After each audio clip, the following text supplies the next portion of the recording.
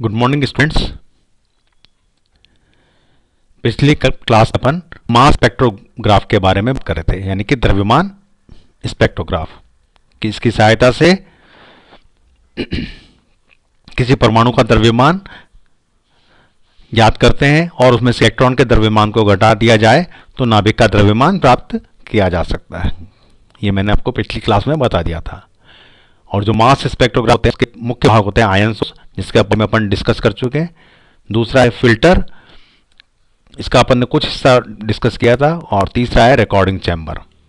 Ion source अपन ने discuss किया कि किस प्रकार से अपन लिथियम, पोटेशियम, सोडियम आदि के आयन प्राप्त करते हैं, ये पहले बताया था।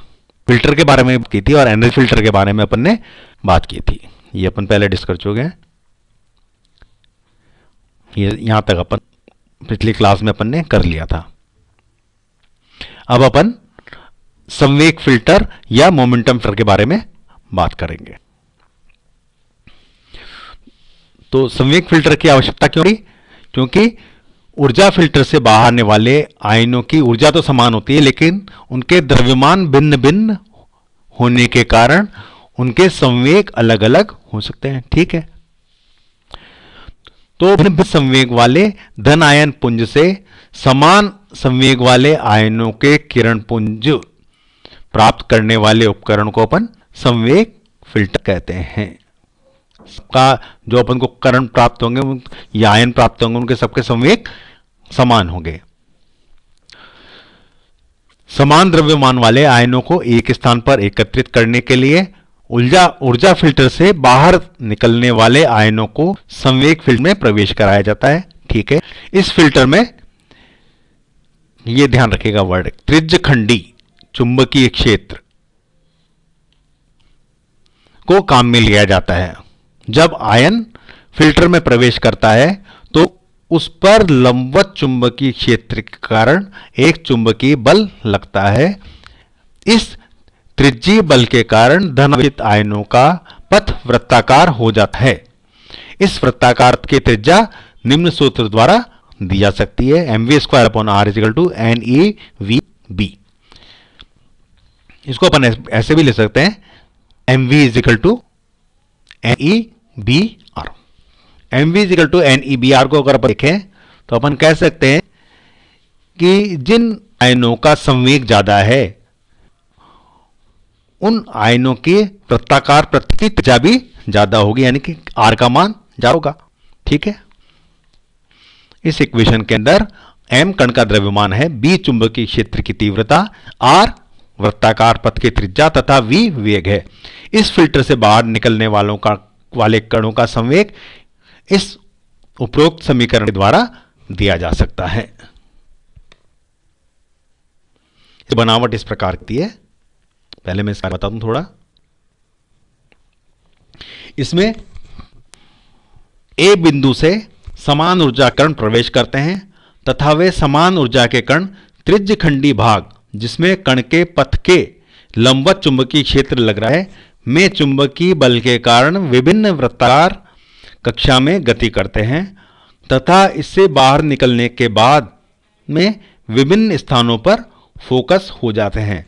अधिक त्रिज्या वाले कण पहले तथा कम त्रिज्या वाले कण बाद में फोकस होते हैं। और फिल्टर से बाहर निकलने अर्थात चुंबकीय क्षेत्र का प्रभाव खत्म हो जाने पर कण सीधी रेखा में गति करते हैं, क्योंकि चुंबकीय क्षेत्र के कारण वे वृत्ताकार पथ में गति कर रहे हैं, उसके बाद तो वो सीधी रेखा में जाएंगे। तथा समान द्रव्यमान के आयन एक स्थान पर एकत्रित हो जाते हैं। जो मैंने अभी आपको थोड़ी देर पहले बताया था ऊपर वाली इक्वेशन में, ये mv=NeBr।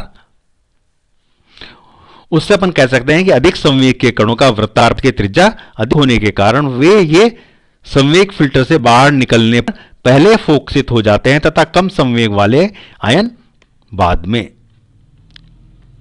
जैसे यहां पर ये है अधिक संवेग वाला कण है, यहां पर ये कम संवेग वाला है, तो अधिक संवेग वाला पथ का पथ ये होगा, कम संवेग वाले का पथ ये होगा। इसकी त्रिज्या ज्यादा है, इसकी त्रिज्या कम है, तो ज्यादा त्रिज्या वाला इसको फॉलो करता हुआ यहां पर आ जाता है और अधिक त्रिज्या का बल्ब यहाँ पे मैग्नेटिक फील्ड से बाहर निकला और ये यहाँ सीधा जाकर के इसके बाद फोकस होता है।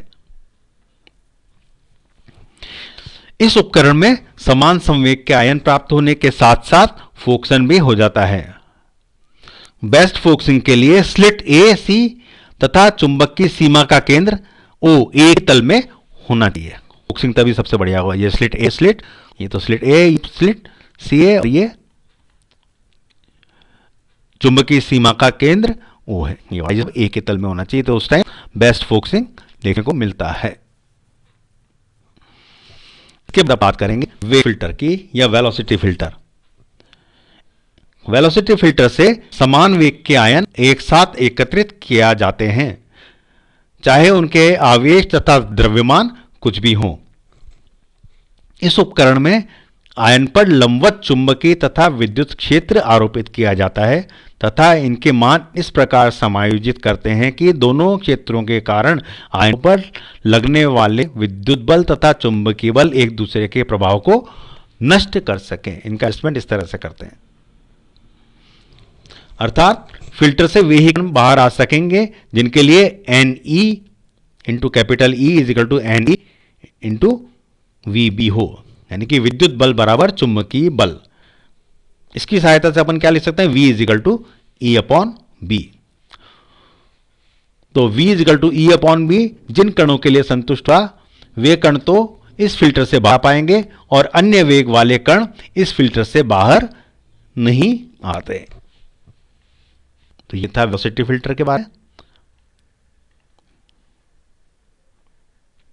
बस आज के लिए इतना ही। इसके बाद अपन नेक्स्ट टर्न पे लेंगे।